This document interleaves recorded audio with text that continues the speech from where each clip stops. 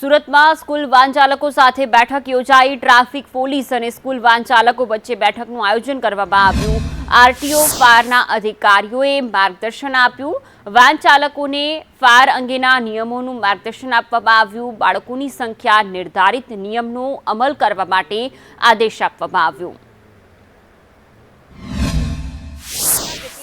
School association અને school rickshaw association અને school when association છે એની મીટિંગનું એક આયોજન કરેલું છે।